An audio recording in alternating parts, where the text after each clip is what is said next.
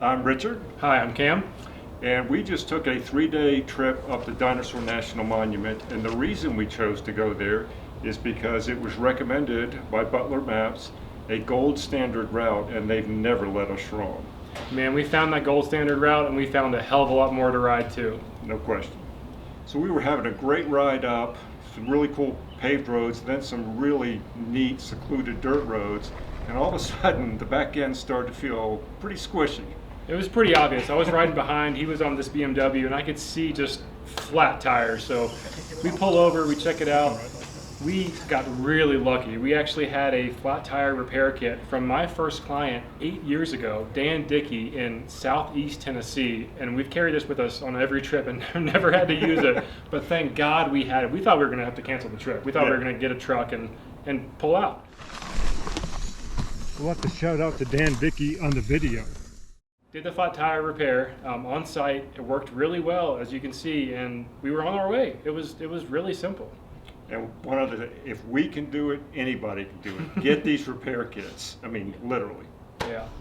So after our flat tire, we went right into Dinosaur National Monument. We took Harper's Corner Road, which is the Colorado entrance, and it's a really gorgeous road. It's the gold standard road that we mentioned before, and there's a lot to see. It's worth taking your time and going slow. It's tempting to go fast and haul ass, but look around, pull over at the overlooks. It's worth checking out. So we just went straight up there to the end, saw what we needed to see, and then came back into the day pretty early and kind of got our bearings and got a good plan for day two.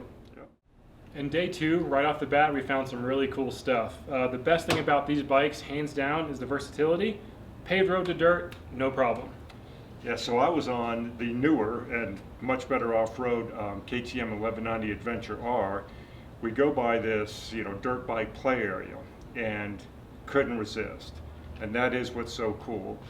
Pulled off, after going 65 miles an hour on Highway 40, hit the dirt, hit a jump.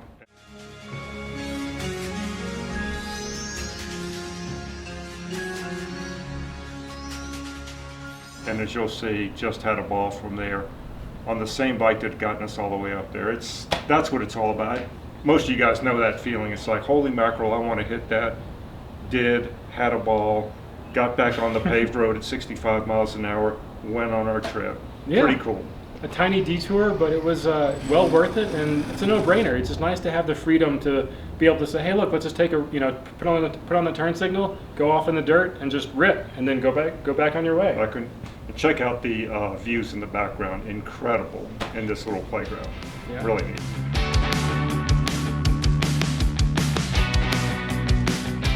So after that awesome off-road session, we went to the gas station to fuel up, get some really healthy, good gas station food at 11 o'clock in the morning. Sorry, Mom. And we met these really cool guys. One of them actually grew up in Vernal, Utah, if you can believe that. And two Harley riders, we thought, they're just going to talk to us and kind of BS. And they knew all this area super well, and they gave us some really good beta on where to ride. The road we took was Blue Mountain Road, and man, we got so lucky to find them and then find the road that they recommended, which isn't on the map. You will not find it on a map. It's really, really cool. If you're on an adventure or dual sport bike, you want to leave the park this way. It's that good, and the views coming down are just breathtaking. We didn't see anybody else out there. It's pretty. If we had run into these guys, we'd have never known about it.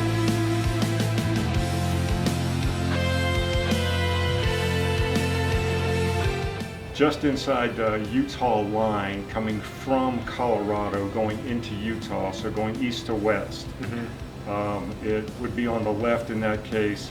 It's not that hard to find, but you're going to want to look at a pretty good Google Earth focused in shot to find it. Once you get on it, stay on Blue Mountain or 1550, and it'll take you all the way down to the other entrance of the park. I forgot about this, but another added feature, if you go that way, you don't have to pay the entrance fee to the park, believe it or not. Yeah. And one of the biggest things about Dinosaur National Monument is Steamboat Rock. It's a huge, huge attraction, about 2,500 feet of elevation down below the park. So you're going, this is like 12 miles on this dirt road, and switchback after switchback. It's not for a huge RV, but if you're on a dual sport or adventure bike, you'll have no problem at all. it's worth checking out. You can feel the temperature rising as you get lower. It's pretty wild, but once you get down there, you see this big green river and this big rock just going right in front of you. You've seen it before. It's one of the bigger features of Dinosaur National, but it's worth checking out. Take the detour and go check it out. Yeah, that definitely is a highlight, and you could have ridden more down there probably. It was pretty warm. We decided to come back up. We had a lot to do. When we got all the way back up and got back to Harper's Corner Road, we stopped to take a break, and there was a girl on a Harley with knobbies. And we both just kind of looked at each other like, wait, we got to check this out. Another one of the great people that we met, we went over and talked to her. She had spent a good bit of the winter building that bike. So I just built it over the winter, so I'm still kind of in the beta phase testing. So it would be an on-off-road Harley. It was really cool. Well, I don't know how much you'll get to see in the video, but neat young lady and really neat machine. So that's just part of the whole adventure touring thing to me. It's the people you meet like that, and you know, she was definitely right there. That was really I mean, I definitely did the double take. Yeah. So after we got down to the bottom of Blue Mountain, we hit the paved part of 149 as we were going to exit the park and head back to our hotel. Got pulled over. We're completely honest with the officer. Got some great information from him. Turned out to be another great local contact that we made with great information. Glad to be here. Good shit, huh? Good shit. Good shit, but very glorious campsite with our fire. All right, so day 3, our last day, we started. Oh yeah, we saw the cabin. Josie's Right. cabin was what the officer recommended, Yep. and he was dead on. It was this lady. You should read about her. She apparently had husbands disappear. She had, I think, 5 husbands over her life. She died alone. She was by herself when she finally passed. She would hide outlaws up in her house in the middle of nowhere in the 40s and 50s. Died in early 60s, I think. I think so. But yeah, she apparently hung out with Butch Cassidy. Supposedly, we can't verify that, but she hid cattle and hid outlaws up in her little slot canyon up there. Just a badass lady that I wouldn't want to mess with. That's the bottom line. If you're getting tired of your wife, go check out how this woman lived. It'll scare the heck out of you. I mean, she built the cabin. She built the it by cabin, herself. She's got windows and floors and Dirt floors. yeah. I mean, it's just hot as Hades up there. It was incredible. Yeah. Yeah, pretty badass. Yeah. And then after Josie's cabin, we saw some petroglyphs, right? Definitely. I don't know. I'm always intrigued by that. It's my kind of art. I can understand it. You know, I can interpret it. So it's definitely worth checking out. I guess kind of the neat thing to me is human beings have had this desire to express themselves that way forever. A long time. It's just pretty. It's pretty. I don't know. It means a lot to me. And then we saw some. What, the little lizard? Yeah, there's a lizard that was posing for the camera, it looked like. And I mean, it's so easy. It's literally right off the road. You cannot have a more convenient exhibit to see. If you drive by, you'll probably regret it. So just pull over, take 5 minutes and look at this 10,000-year-old art. You'd be crazy not to check it out. All right, so after the petroglyphs, we're pretty much ready to head back to Glenwood Springs. We're heading out the road. And then Cam sees this giant double axle camper trailer up on the cliffside, so we had to go check it out. We thought if he can make it up there, we can make it up there. So we meander our way up a dirt road and saw some pretty cool views. Saw the irrigation, saw this big farmland.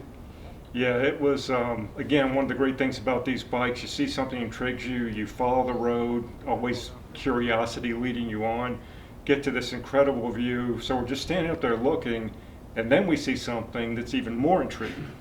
This huge rock slab that we're dying to get to, and we are pretty sure from our vantage point we know how to do it now. We'd have never figured it out if we hadn't gone up there. So we start leaving the park and trying to find our way to this really cool rock, and we see a closed gate, and I assume it's private property, but we got up closer to it and read it, and it says close the gate behind you. So we sure as shit went through it. And this was the best riding by far that we found. If we will go back and ride some more of this. It was sandy, challenging. You're riding over just hard sandstone for 50, 60, 70 feet. Kind of unique thing is that, to me, there were 3 types. See if you agree with this. There were 3 types of soil. There was that hard red clay, which is pretty good traction.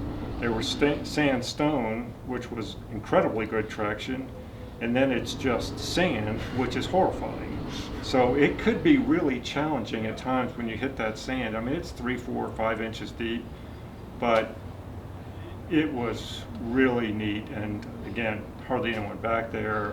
That was my favorite. Super rewarding. You know, it's Yeah. definitely, you got to earn it to get up there. And so when you're riding from rock to sand, you got to adjust your body position pretty quickly, changing terrain like that. And so you're moving around a lot. It's hot. You're sweaty. You're following somebody, but you want to get to the top. This curiosity is driving us to see where this is going. So that's super rewarding. I really enjoyed that part for sure. Yeah, this place has a lot to offer, and we could have spent, if we'd had more energy, more time, we'd have spent a few more hours just exploring that one area. So there's a lot here. I don't want to say we just scratched the surface, but we probably did. Yeah. This last area, and the way to get to it, and I think this is important, I don't think this road has a name. We couldn't find a name on any map. It's not on Google Earth. So if you're coming into the park on Was it 149? 149, thank you, lost it again. Right after you cross the Green River, it'll be on your right. And again, there was a locked gate when we went in, or a closed, shut gate. So it looks like maybe you're not supposed to go. Go check out the sign, you can. A lot opens up back there. We didn't get 1/10 of it would be my guess. So It's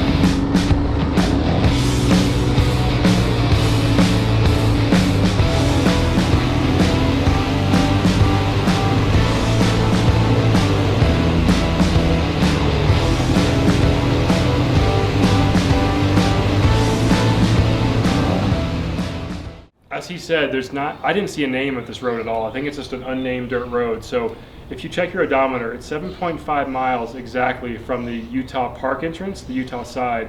So check your odometer, go 7.5 miles, take a right. It's, like you said, 400 feet past the bridge. Once you cross the Green River, you can't miss it. But there is a gate, and just make sure you're at the right one. But close it behind you, lock it up, make sure you respect their property. But you will not regret going up there. no, we'll go back and ride more of that.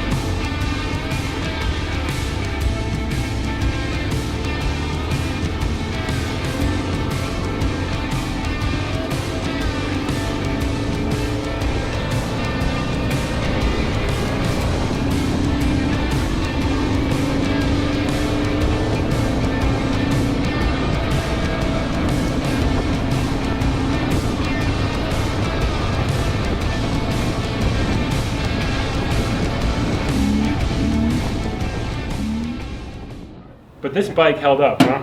For being a 95? Yeah, one of the things that I wanted to mention is, you know, we watch a lot of the videos about, you know, adventure touring, etc. And typically you see the newest, latest and greatest bikes. Guys are spending a ton of money. You can see by the stuff we wear, we don't have the top end all the time. And this is a 1995 BMW that I've had since 95. And Cam's had it about 5 years now when I upgraded to my KTM. This bike will do everything except some of the stuff that we did in the dirt playground area. It gets you everywhere, all the paved roads, all the dirt roads. You're gonna have 96, 7, 8, 9% of the fun on this bike. This bike's probably worth $3,500 bucks. Yeah, $3.5 grand, or you can spend, you know, 5 figures and get a new KTM, or spend a quarter of that and have 98% as much fun. I mean, it's a no-brainer. Yeah. It's, you don't need the gear, you don't need the bike. It's about the attitude. It's and about the people you ride attitude. with. To me, I've always said it's who you ride with and where you ride, not what you ride. Just get out there.